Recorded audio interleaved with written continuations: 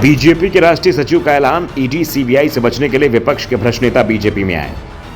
BJP में शामिल हो विपक्ष के भ्रष्ट नेता, गिरफ्तारी से बचाव की मिलेगी गारंटी। बीजेपी नेता के बयान पर विपक्ष ने मोदी सरकार को घेरा।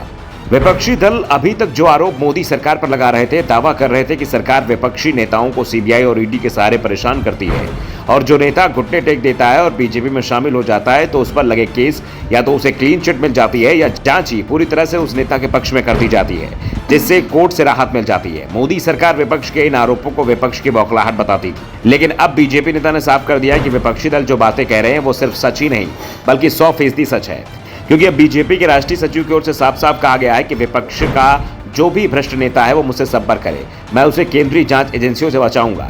शर्त बस इतनी है कि उसे अपनी पार्टी छोड़नी होगी और बीजेपी में शामिल होना होगा। दरअसल हम जिस बयान की बात कर रहे हैं वो बीजेपी के राष्ट्रीय सचिव और पश्चिम बंगाल बीजेपी के दिग्गज नेता अनुपम हजारा ने दिया है। हजारा ने कहा है कि टीएमसी के भ्रष्ट नेताओं को बीजेपी में शामिल होने के लिए मुझसे संपर्क करना चाहिए। हजारा के बयान का यह वीडियो सोशल मीडिया पर वायरल हो रहा है, जिसमें हजारा दावा कर रहे हैं। बीजेपी संगठन की बैठक में बोलते हुए अनुपम हजारा ने कहा, सीबीआई और ईडी के समन से डरने वाले टीएमसी के भ्रष्ट नेताओं को बीजेपी में शामिल होने के लिए हमसे संपर्क करना चाहिए।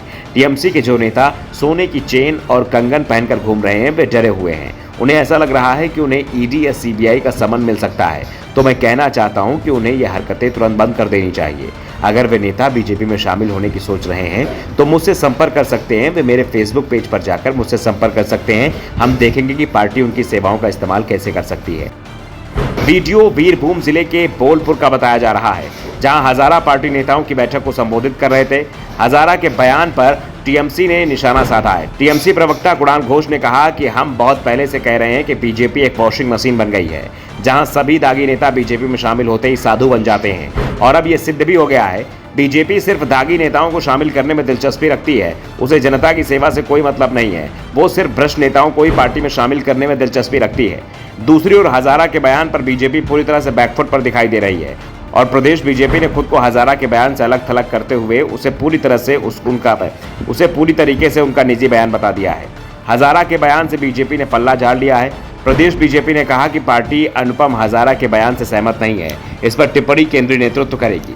वीडियो वायरल होने के बाद हजारा भी सफाई देने के लिए आगे आ गए। उन्होंने कहा कि मेरे बयान को गलत तरीके से समझा गया, मेरे कहने का मतलब वो नहीं था जो समझा गया। लेकिन अब हजारा का बयान विपक्षी दल लपक चुके हैं।